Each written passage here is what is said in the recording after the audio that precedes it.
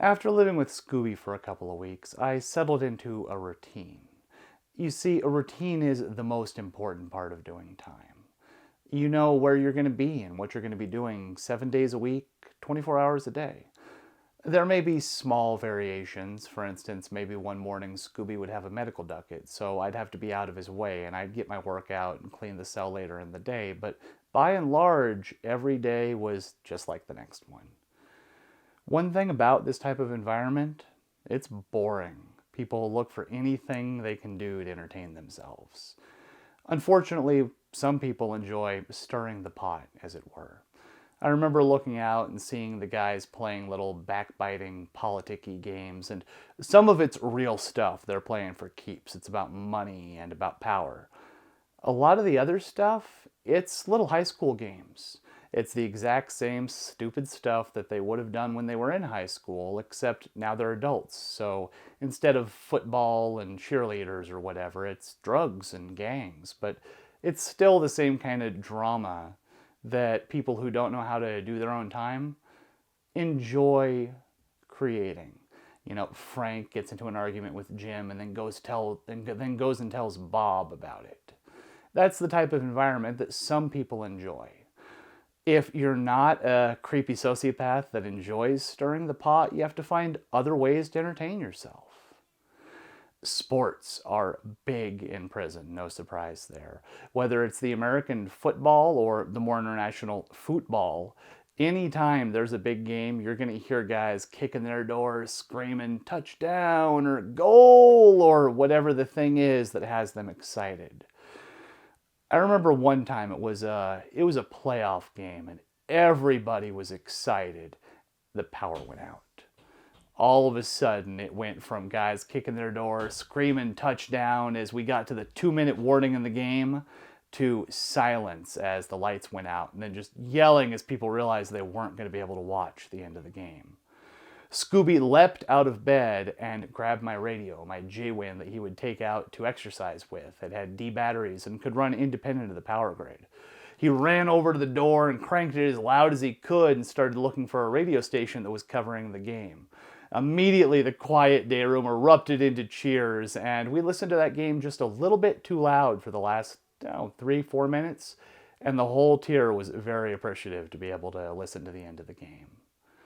Of course, you don't just watch sports, you can play sports in prison, and a lot of people don't realize this. There's football, baseball, horseshoes, and a lot of guys really build their lives around sports teams. They have championships and playoffs, and the teams that do the best actually get a reward out of the inmate welfare fund. They get a couple of sodas for every player. It's a pretty big deal. If you're not a sports guy, there are other options. They have games in the building. Of course, everyone knows there's cards. We've heard about inmates playing poker or spades or pinochle, but they have actual board games behind the podium too. Monopoly, Risk, Sorry even. And believe it or not, you end up with real gangsters, guys that are running things, sitting down to play a game of Monopoly or something every once in a while, just because, again, you're bored. It's all day the same thing. I had a small group of friends that I would play games with just about every day. Wolf, who was a cat that I ended up selling up with later in my term, and he had a good name. He had a lot of respect. He'd done his time and he'd earned his bones, as the phrase is, meaning he'd put in work for his gang. He'd hurt people. In addition to Wolf, I had a friend named Daryl, who was a quiet guy, but real bright and a lot of fun to be around.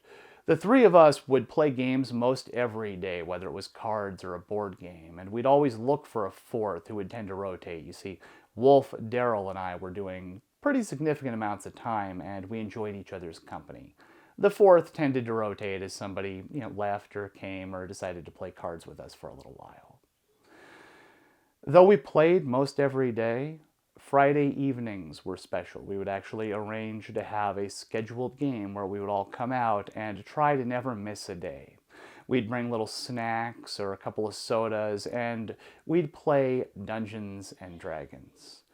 For anybody who doesn't know, Dungeons and Dragons is just about the nerdiest game ever made.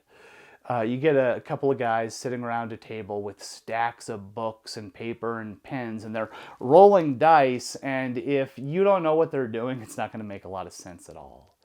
It's essentially a giant game of make-believe where they use the dice to represent the element of chance, and one player just tells a story and everybody else goes along with it. It's a silly game, but it's a great way to kill time. It might sound strange. I know people think about prison as everybody over in the corner just busting out burpees and getting ready for the riot. But in reality, there's a lot of different types of people in prison.